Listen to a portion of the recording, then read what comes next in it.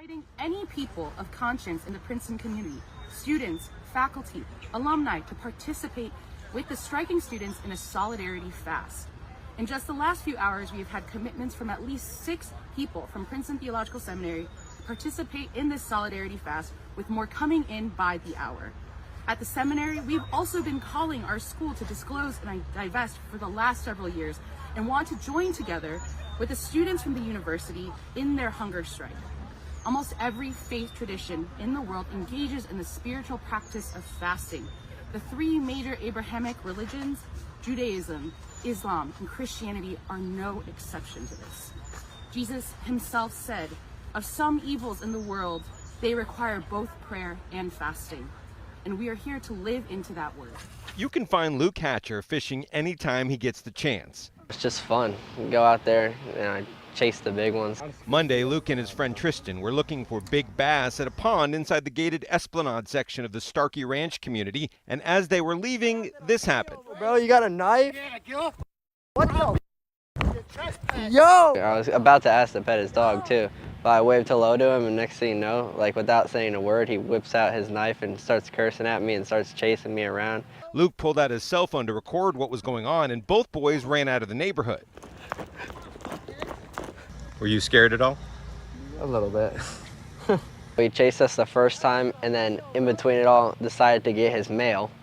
Took a mail break, and then decided to chase us again. The kids were able to memorize that mailbox and relay the info to Pasco Sheriff's deputies. They also showed deputies this video, leading to the arrest of the man with the knife, identified by authorities as Edward Cullum. The 2 things I thought right away are, I'm glad they ran away from him instead of engaging, and how brilliant it was to actually capture it on video. Many neighborhoods often have issues about whether or not people can fish in ponds. It is legal in public waters, but then comes the question if those fishing are standing on private property. The HOA for Esplanade has a no fishing rule even for residents. Some in Esplanade say teens have been warned about trespassing before, while others in the neighborhood say there's no excuse for pulling a knife. There's no reason, no matter what they're doing, even if they're being disrespectful, which I wasn't, but a knife being pulled on somebody is like too much for that. Luke admits they've been told not to fish in Esplanade before, and after this run-in, the kids don't plan on ever going back. In Pasco County, Eric Waxler, ABC Action News. Folks, that's the sound of the tornado alarm. It's warning that we are in Tornadoville, and the dogs and I are going to go into the storm shelter now. This is an insane intercept. This is the moment storm chaser Freddie McKinney found a Texas family after a tornado tore through their home. Oh my gosh. Oh my gosh. There's people. There's people.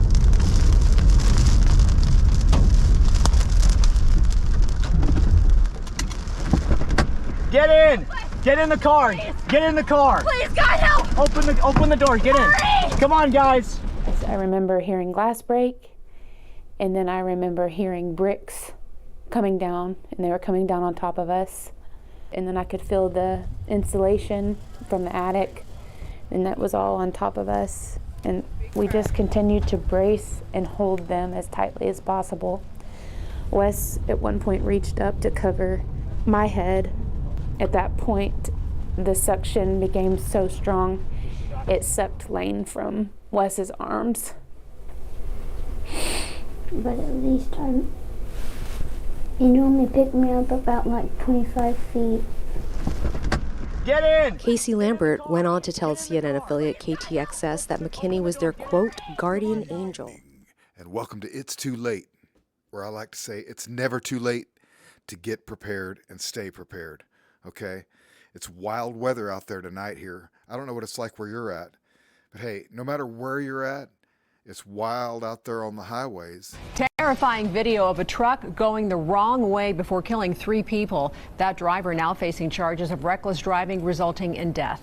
Thanks for joining us. I'm Denise Valdez. I'm Brian Loftus. Our 8 News Now investigators first reported the driver's name. Now 8 News Now investigator David Charnes is learning more about his license. David. Yeah, Brian, Denise, Claude Rafiki's commercial driver's license, the one allowing him to drive the truck that would collide into 3 motorcyclists, killing them, was downgraded the day after that crash, not because of the collision, but because he didn't submit updated medical certificates, making that commercial license then invalid.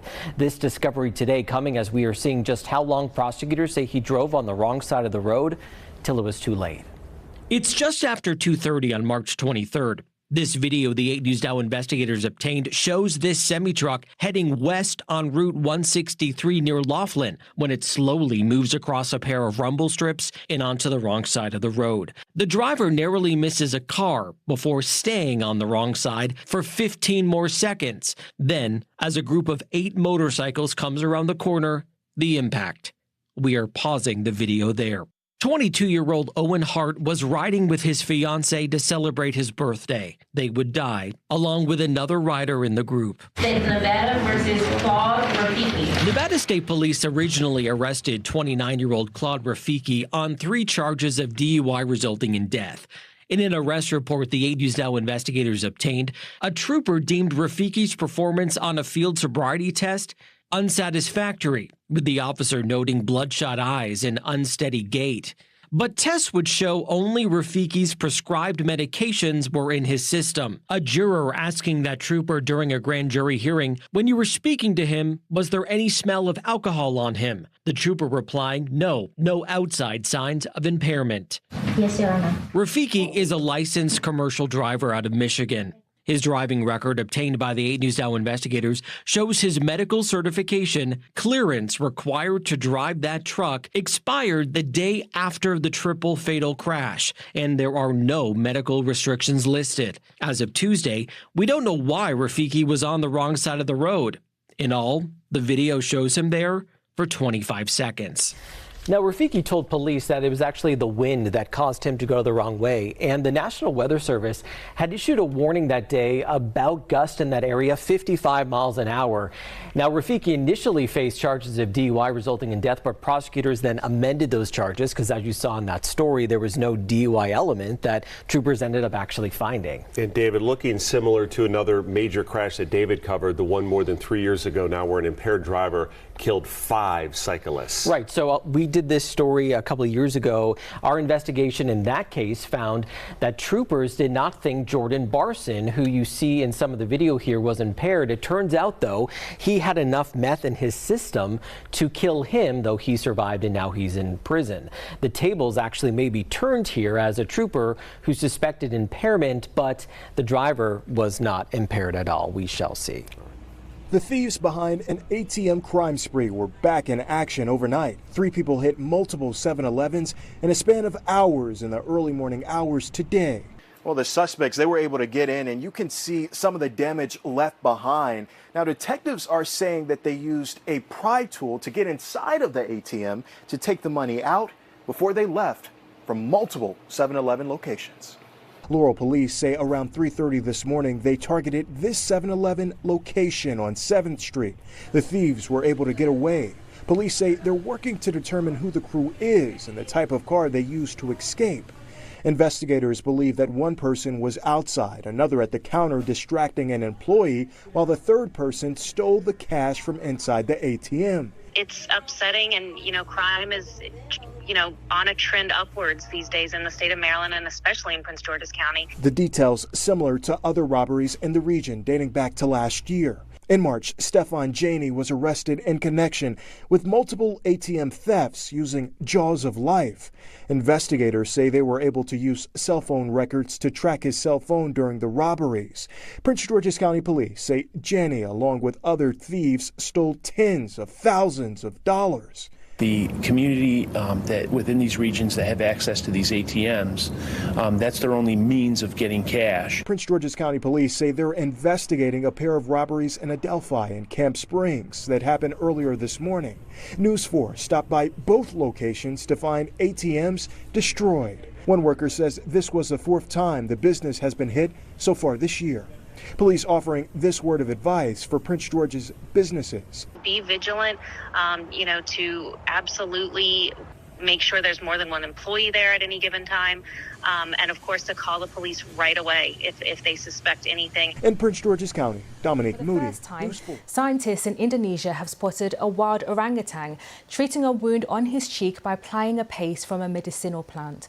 Our reporter Georgina Ranard has more. This is Rakus. He's just been injured, probably after fighting with other male orangutans.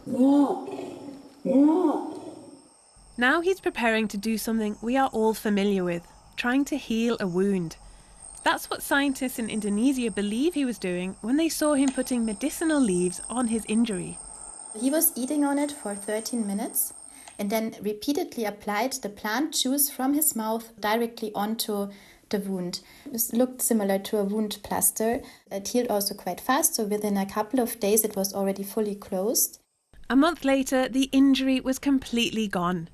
Scientists had never before seen a wild animal apparently healing its own wound.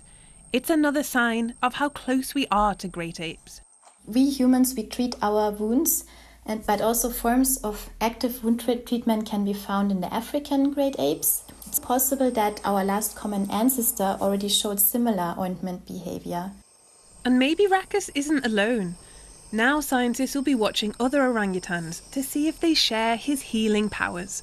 Georgina Ranard, BBC News. Monkeys are so dumb. If that one there had evolved, it would know that all you got to do is watch TV, wait for a commercial to tell you which medication you need.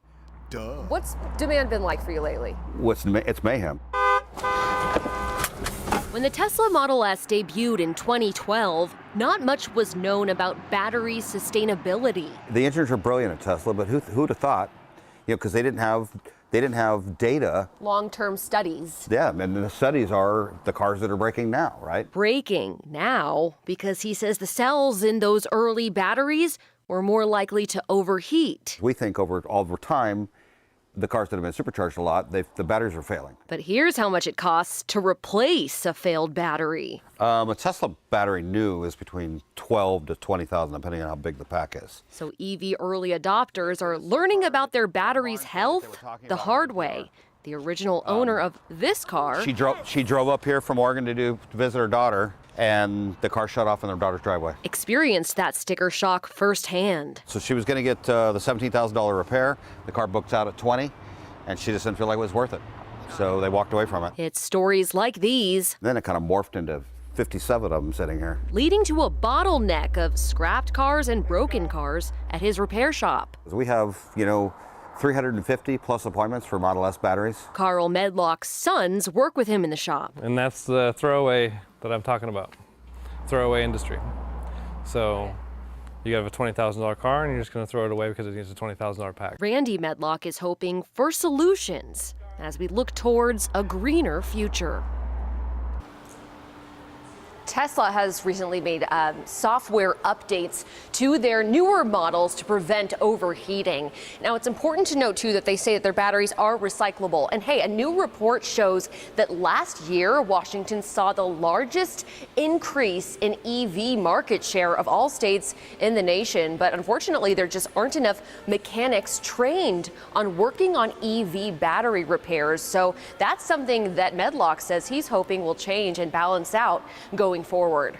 Reporting live in Seattle, I'm Maddie White. Thank you so much for watching It's Too Late tonight, and every night right here at home on the range. And every night when I see your comments, and every morning when I see your comments in the chat there, I think you guys are so kind to each other and to me. You're wonderful. You're the reason I keep doing this, and you're the reason I will keep doing this. So have a great night. If you can make it to watch the Bad Apple Report in the morning, I'll see you there bright and early at 7:30 a.m. Otherwise, I'll see you here tomorrow night on It's Too Late. Have a great night.